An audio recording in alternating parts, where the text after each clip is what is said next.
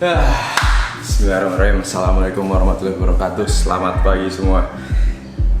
Nggak pernah bikin video cuy, Ombar Moto. Pahar, gila kangen banget gue bikin video. Jadi hari ini gue punya kesempatan untuk tidak mereview tapi memberikan kesan dan impresi gue terhadap satu motor yang selama ini menurut gue sangat underrated dan gue selalu menganggap remeh motor ini ya, yaitu ini cuy.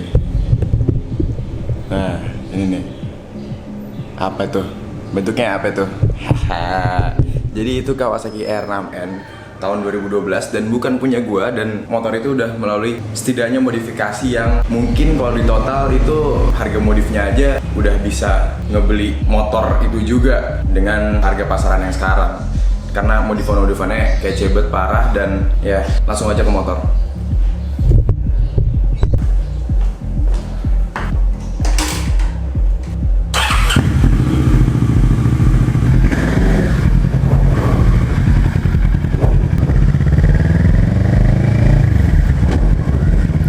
Jadi Kawasaki R6N tahun 2012 motor ini. Ever since this bike came out ya, sebenarnya gue nggak pernah demen sama bentuknya begitu keluar. Apalagi depannya udah pakai shocknya yang biasa, nggak upside down. Abis itu lampunya juga kayak, so sorry to say, kayak motor biasa, kayak motor murah dan nggak spesial banget menurut gue motor ini Kawasaki R6N. Pokoknya sejak motor ini keluar, gue nggak pernah demen deh. Kalau orang nggak tahu, pasti juga bakal mikirnya R6N itu ya bukan motor yang spesial atau bukan motor gede, motor biasa aja gitu yang harganya nggak mahal gitu kan. Itulah impresi yang gue dapatkan pertama kali gue melihat R6N yang generasi ini dan dalam kondisi standar ya. Dan gue lihat di jalan juga ya gue nggak pernah tertarik gitu cuy, karena ya itu tadi bentuknya biasa banget gitu, nggak ada fitur keren yang ditonjolkan dari motor R6N ini. Dan selama hampir 3 minggu motor ini ada di garasi gua dan gue sering pakai ini kemana-mana ya beberapa kali. Boy oh boy, motor ini bener-bener ngeubah perspektif gue terhadap R6N secara 180 derajat cuy. Bener-bener gue selama ini merasa salah banget menganggap remeh motor ini. Ternyata motor ini ngaco cuy kalau misalnya lu bisa ngeracik tuningnya dengan tepat dan bisa ngemodif dengan selera yang bagus.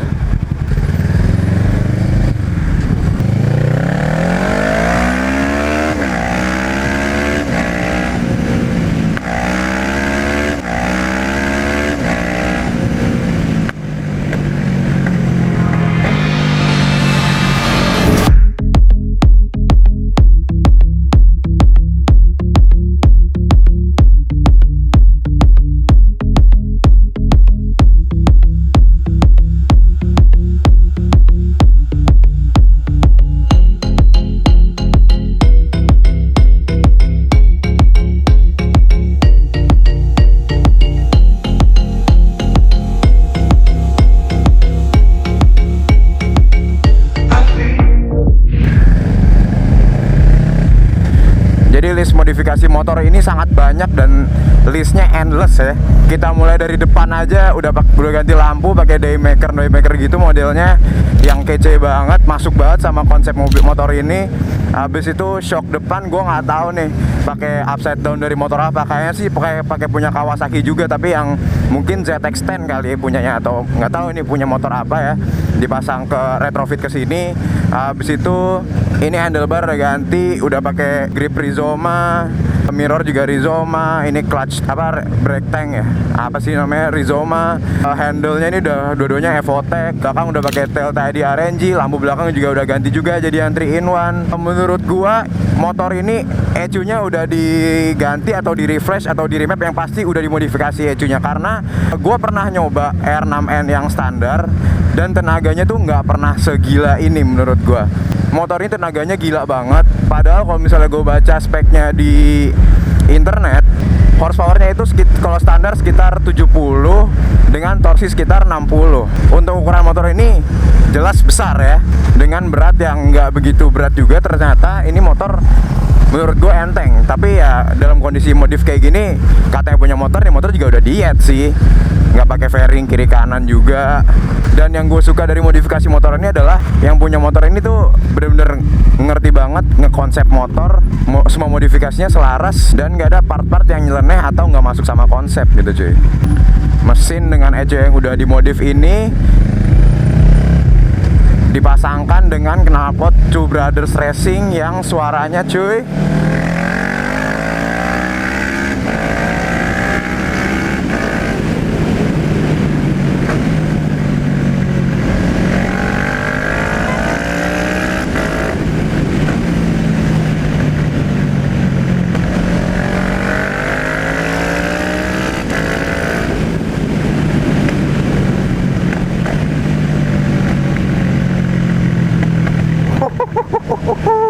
nggak bergeming gua cuy, asli ngaco nih motor, nggak bergeming gua. Jadi gua nggak tahu ya apakah settingan dari knalpotnya atau dari ECU-nya. Ini tuh kalau misalnya lu tarik, abis itu nggak lu ganti gigi dan dia turun sendiri RPM-nya, dia RPM tinggi ya, itu knalpotnya meledak-ledak cuy.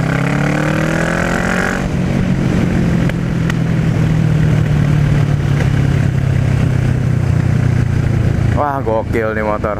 Dan ternyata menurut gue kenapa motor ini hitungannya laku ya, karena gue sering lihat di jalanan, adalah motor ini ternyata nggak begitu panas cuy. Banyak yang bawa motor ini harian, dan menurut gue dari raut muka yang bawa motor kayak gini tuh mereka nggak ada yang bete gitu, semuanya enjoy. Karena emang motor ini nggak panas dan enteng dan masih enak lah kalau misalnya dibawa macet-macet, nggak begitu nyiksa gitu kan. Tetapi di balik itu, kalau lu butuh motor ini punya tenaga yang selalu tersedia buat lu cuy. Ngaco, torsinya galak banget. Gue pernah di Pati Unus gigi 2 narik masih Willy cuy, ngangkat depannya. Kaget gue.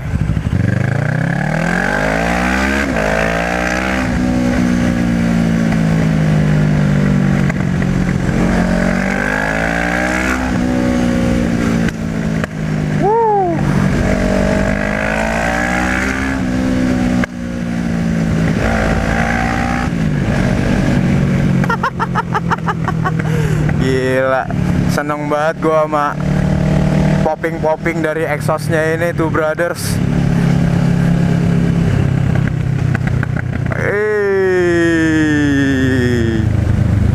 Ini sistem brakingnya kayaknya juga udah diganti deh, soalnya disc brake-nya beda sama yang standarnya gue lihat sih. Ya tapi seperti motor-motor lain, ada beberapa hal yang gue nggak begitu demen sama motor ini. Jadi dari dulu itu gue emang nggak pernah suka sama yang namanya suara yang keluar dari knalpot Kawasaki Ninja 2,5 ya, to be spesifik gitu kan. Ya karena menurut gue suaranya kalau misalnya knalpotnya yang boboknya terlalu gede, terus kayak ngelengking itu di kuping tuh perih gitu rasanya cuy, nggak enak banget dan nggak pernah demen gitu kan. Habis itu ngelihat Kawasaki R6N mesin 6,5 ini yang mesinnya dipakai juga di Kawasaki Vulcan dan juga Kawasaki Versys ya yang 6,5 juga.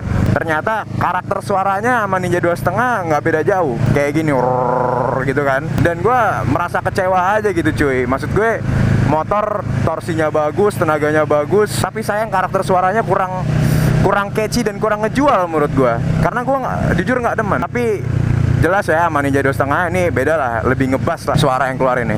Walaupun karakter suaranya overall ya mirip-mirip lah, nggak begitu beda jauh, tapi ini lebih ngebas, jadi ya lebih pleasing lah ke kuping gitu kan. Tapi maksud gua kan banyak ya motor-motor lain di pasaran yang konfigurasinya juga parallel twin gitu kan, kayak misalnya F800 nya BMW, habis itu Triumph, Bonneville, Truxton, itu kan semua parallel twin juga ya. Atau juga Kawasaki W800 juga itu parallel twin, tapi dari motor-motor yang gue barusan sebutkan itu semua karakter suaranya tuh menurut gue lebih kece cuy, lebih enak didengar dan keren aja gitu cuy. Gue nggak tahu ya kenapa Kawasaki untuk mesin ini dia memilih firing order atau bank order yang sama seperti Ninja 2.5 yang notabene parallel twin juga. Mungkin dengan firing order seperti ini, power yang dikeluarkan mungkin lebih banyak kali ya. Tapi ya itu balik lagi ke engineer mesin mereka di Jepang gitu kan, yang ngedesain mesin ini. Dan selama ini kan gue kesel sama suaranya R6N dan Ninja 2.5 itu kan karena gue selalu posisinya sebagai pendengar gitu kan. Begitu gue coba sebagai yang mengendarai motor ini, dan gue merasakan sendiri sensasinya motor ini dengan suaranya yang keluar itu, ternyata gue jadi ketagihan cuy. Yang selama ini gue kesel, tapi giliran gue yang bawa sendiri, gue malah ketagihan. Ternyata emang bisa dinikmati suara motor ini cuy.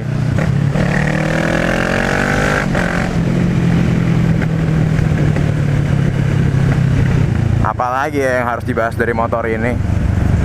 Kayaknya segitu aja deh. Gue terlalu mesmerized sama betapa sangat logisnya motor ini. Dan gue sangat rekomen ya bagi orang yang ingin istilahnya naik kelas dan ingin mencicipi dunia motor gede.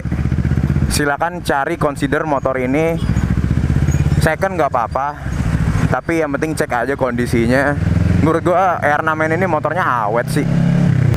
Dengan harga di pasaran yang lumayan affordable, menurut gua motor ini cocok banget cuy. Kalau misalnya lo pengen naik kelas, kalau misalnya ada duit lebih, lo harus langsung modifikasi, cari konsep yang masuk sama lo. Jangan norak, keep it classy modifannya, dan hasilnya gue yakin bakal sekut banget cuy. Untuk kesimpulan, ini motor asik banget. Gue nggak nyangka yang tadinya gue menutup sebelah mata ngelihat motor ini, sekarang bukan cuma mata gue aja yang kebuka, tapi mata hati gue juga kebuka cuy. Pars, ini motor ternyata sabi banget.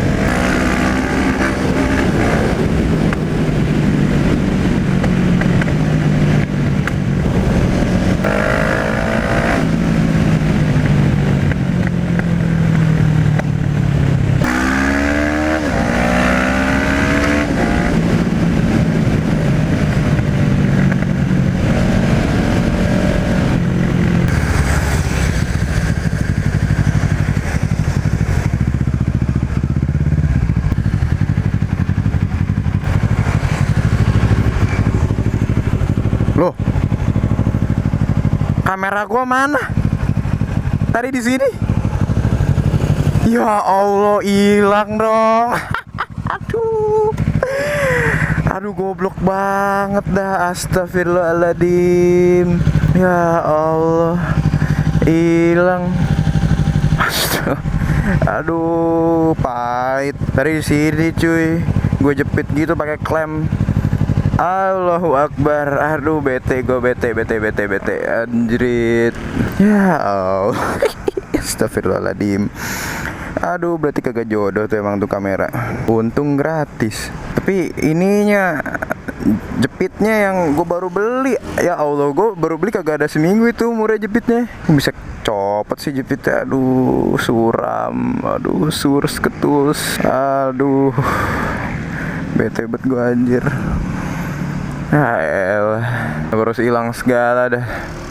Nih di jalan sepanjang BKT sini ya, Pondok Kelapa, Pondok Kopi nih, Duren Sawit, Klender. Kalau ada yang nemu kamera gua action cam gitu, mereknya Kogan. Kogan artinya koko ganteng. Aduh, Kogan warna putih pakai jepitan. Aduh ya Allah. Astagfirullahaladzim, dosa apa saya ya Allah, kenapa hilang? Masalahnya bukan kamera cuy, kan file-filenya gitu loh. Gue butuh buat bikin video ini yang lagi lu tonton ini gitu kan. Aduh, suram. Aduh, gara-gara lu nih. Nah ya udahlah.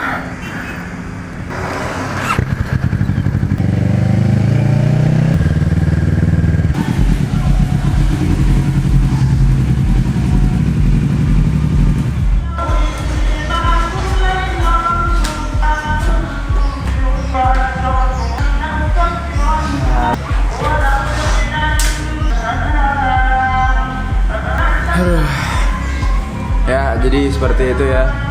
Video hari ini berakhir dengan kekecewaan yang sangat besar karena kamera gua hilang beserta file-filenya, beserta memory cardnya. Jadi ya gua harus muter otak dan harus kreatif gimana caranya supaya video ini tetap bagus dan tetap upload pastinya. Dan ini motor kayaknya harus cepet-cepet gue balikin karena kalau di sini terus tuh nggak baik, bikin gue jadi pengen DP-in gitu loh karena sekut banget gitu motornya. Oke, itu aja hari ini. Nih biar kelihatan tuh. Thank you so much udah nyempetin nonton. Don't forget to share, like, and subscribe my channel. That's all for today. Ombar out.